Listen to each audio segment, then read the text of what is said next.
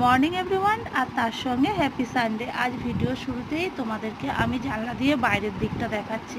সূর্যের তাপ দেখো, তাপে গরমে ঘরের টেকা যাচ্ছে না। আর দেখে মনে হচ্ছে বাইরেটা এক্ষুনি মনে হয় 12টা বেজে গেছে, কিন্তু দেখো ঘড়িতে মাত্র 8টা 20 বাজে।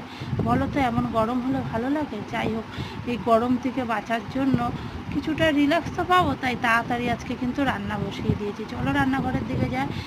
অলরেডি আমি ভাত বসিয়ে দিয়েছি, আর ভাই কিন্তু, আর তার আগে আমাদের কিচেনের বাইরেটাও দেখিয়ে দিচ্ছি। দেখো কি গরম, আর ভাই বাজার করে নিয়ে এসছে গরমের জন্য সকাল সকাল।